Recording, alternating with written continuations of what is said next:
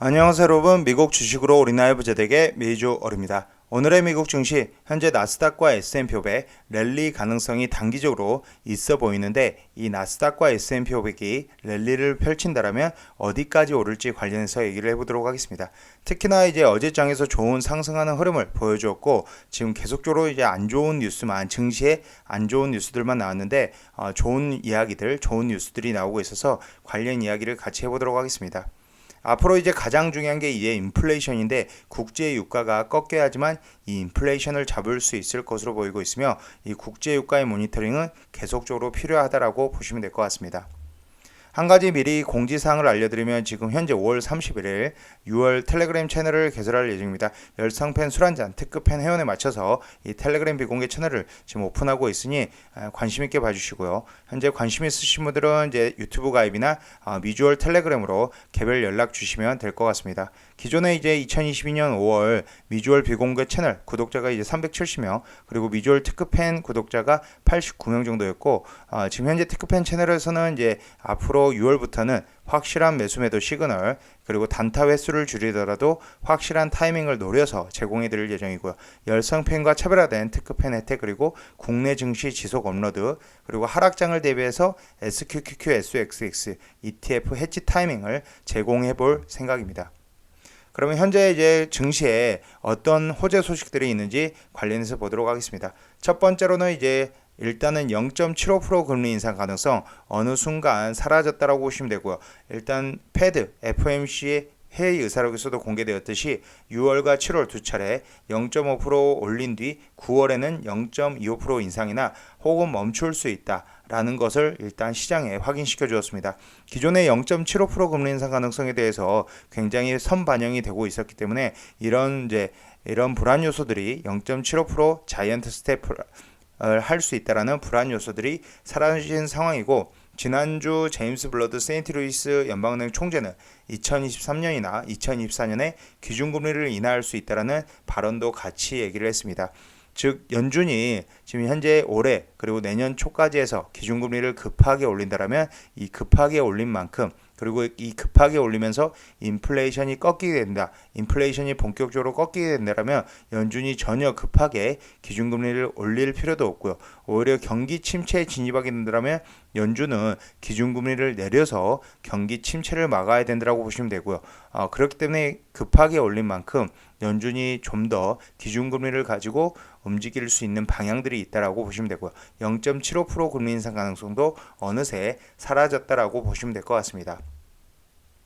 두 번째로는 이제 유통업체들, 기존의 월마트 타겟 때문에 굉장히 증시가 지난주에 힘들었는데, 오히려 어제장에서는 달러트리, 지금 달러 제너럴 등 이런 소매업체들의 실적이 잘 나왔고요. 특히나 이제 백화점 기업, 그러니까 이제 돈이 많은 사람들은 오히려 돈을 많이 쓰고, 돈이 좀 더 없는 사람들은 오히려 그래도 소비가 죽지 않고 이런 달러트리, 달러 제너럴을 활용해서 미국 경제가 돌아가고 있다. 이 소매업체들도 각기 지금 실적들이 다 다르다라고 보시면 됩니다. 메이시스의 1분기 매출은 53억 5천만 달러로 작년 동기에서 거의 14.6% 증가했으며, 순이익은 2억 8,600만 달러로 2배 이상 늘었으며, 사치품 판매가 계속적으로 강세를 보인다라고 지금 얘기를 하고 있고, 달러 제너럴, 달러 트리 등도 마찬가지로 가이던스를 상향 조정하면서 앞으로 이런 달러샵들이 소비 활동이 크게 죽지 않으면서 잘 버텨주고 있다라고 지금 얘기가 나오고 있습니다. 이런 이제 소비 활동으로 이제 미국 경제가 돌아가기 때문에 결국은 이런 소비 활동들이 죽지 않는다라면 증시는 상승 랠리를 이어갈 수 있고, 지금 달러 트리, 달러 제너럴, 메이시스의 실적 발표, 그리고 가이던스로 인해서 주가가 폭등하면서 증시를 전반적으로 상승하는 방향으로 이끌었다. 오히려 증시의 단기적인 상승 요인이 되었다라고 보시면 될 것 같습니다.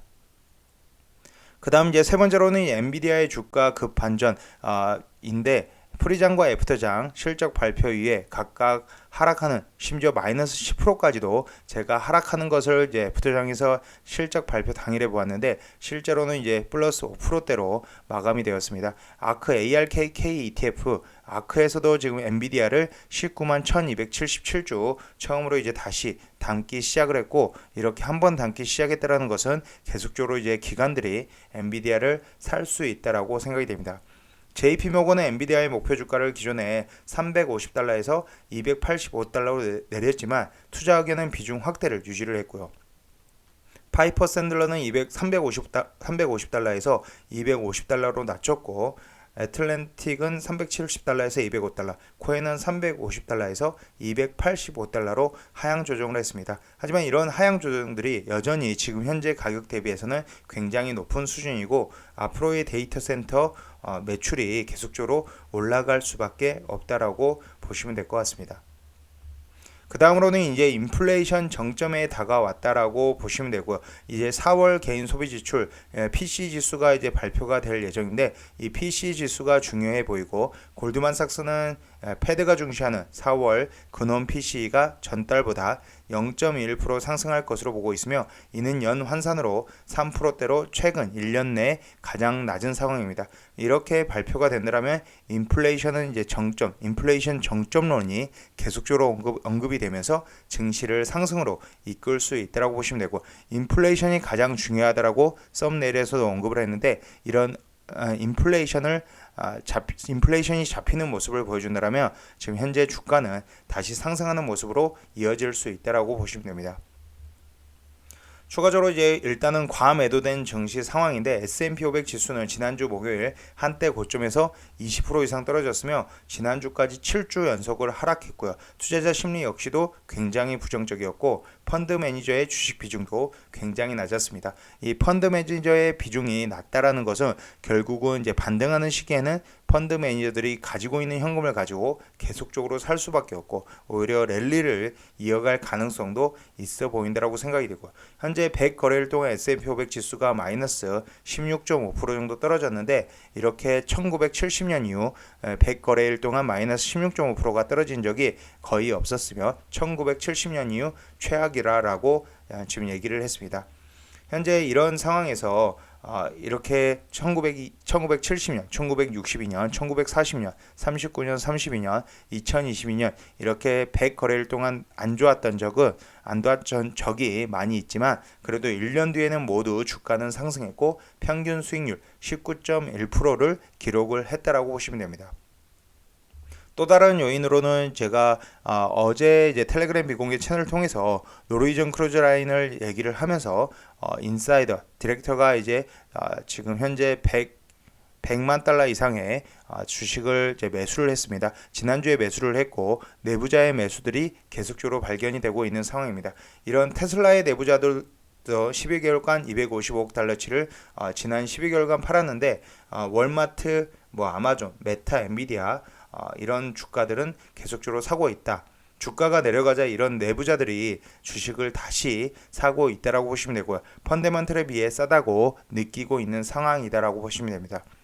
블룸버그에 따르면 5월에 1,100명 이상의 기업 내부자가 자기 주식을 매입을 했으며 액수 기준 매수와 매도 비율은 4월 0.43에서 이달 1.04로 5월 들어서 최근 들어서 가장 많이 사고 있다라고 보시면 되고요. 대표적으로 스타벅스, 인텔의 CEO가 매수를 했으며 노르웨이전 크루즈 라인도 CEO가 매수를 했다라고 보시면 됩니다.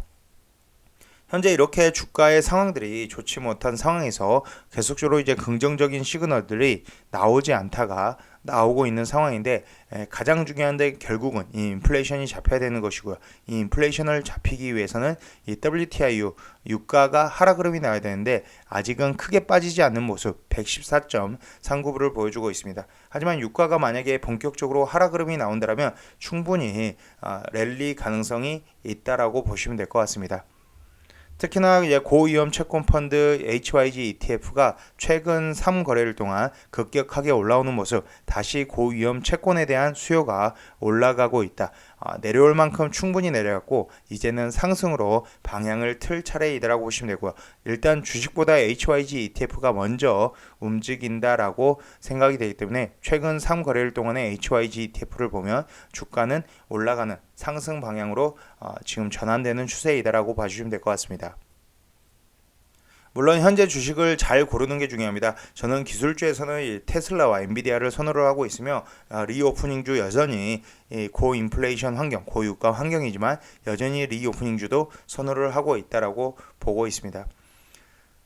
지금까지 비주얼 영상 시청해주셔서 감사드리고요. 앞으로도 비주얼 영상 많은 시청 부탁드리겠으며 제 영상이 마음에 드셨으면 많은 좋아요와 구독과 알람 설정 부탁드립니다. 감사합니다. 비주얼이었습니다.